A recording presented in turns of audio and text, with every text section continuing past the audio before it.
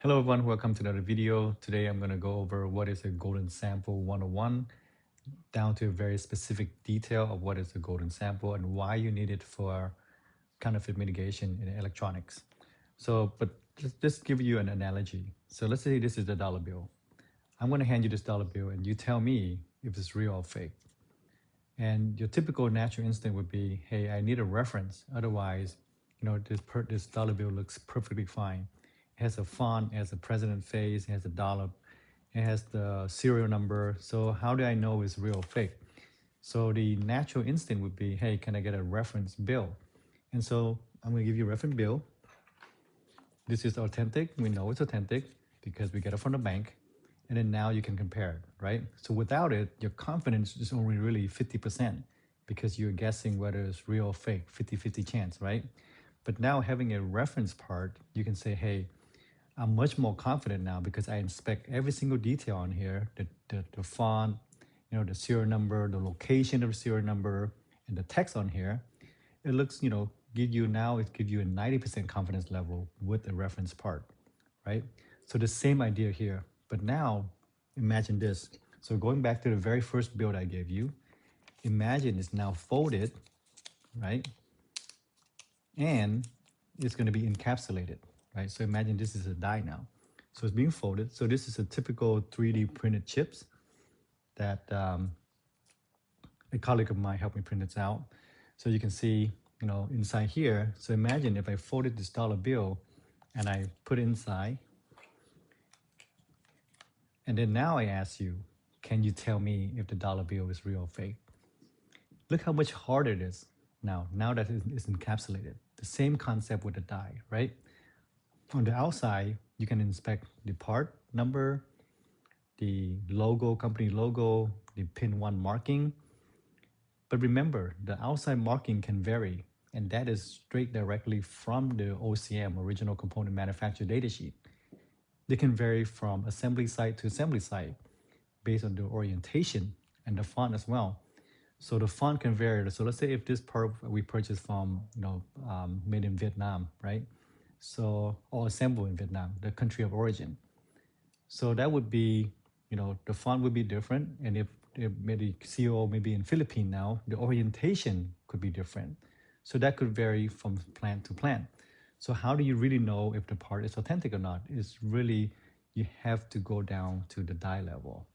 And as I show you in the other video on LinkedIn, that the die has essential marking on there. And sometimes the die marking does not correlate with the part number of the part as well. So it makes the counterfeit detection a lot harder because there's so many variables if without golden sample reference, right? So let's go ahead and take a look at what is the semiconductor, the die. So imagine this is a die, it's encapsulated. So here's the die, right? And that's the reason why we x-ray it to see the number of Y bond coming into the die. And so now that's encapsulated, you need a golden sample reference. You look at the lead finish, the copper exposure of the part by using the XRF. And so this is the actual part itself with the die inside. And you can see all these Y bond in there, the part number. See on the back here, you can see that this one is the country of origin is Thailand, right? But I don't know what the marking is for country of origin, Philippines or Vietnam. So then the external marking is only half of the story. It's really the inside, the die, right? So this one happened to be UV erasable EEPROM. So it has an exposed window for you to understand. But for example, like this part right here, it's fully encapsulated. So how can I tell if this part is authentic or not now that it's fully encapsulated? I can't without a reference part, right? So a good thing is this is a reference part. We're gonna go ahead and catalog everything about this part. We're gonna decap it down to die level and upload it to a database. So there you can now have a reference part. So that is the idea of golden sample. You really need to go down to the die level. So hope you understand, right? The die level is really what we go after. And of course, we're not saying that once the die match, it's an authentic part, you still need to send out the part for electrical testing.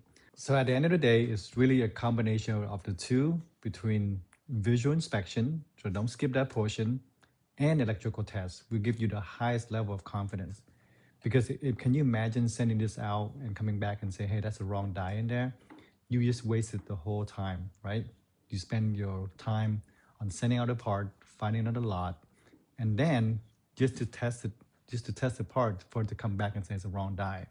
Because a lot of the time, the counterfeiter can always use the same series of part, which will pass electrical tests, but it's a different die, right? A different family of part from a competitor, original component manufacturer, or it's just that it's the same series, right? That there's no way you can test for it.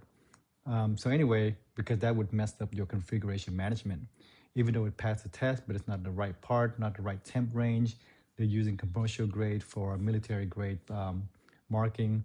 So at the end of the day, that's really matter. And same thing with AI, right?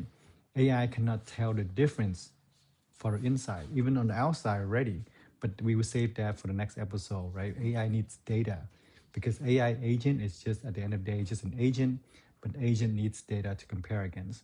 So I hope you learned something from this video. And again, this is the 3D mockup of a chip, so you can fully understand of what the golden sample is. So next we can talk about AI agent and AI data in our next video. Okay, catch you next time.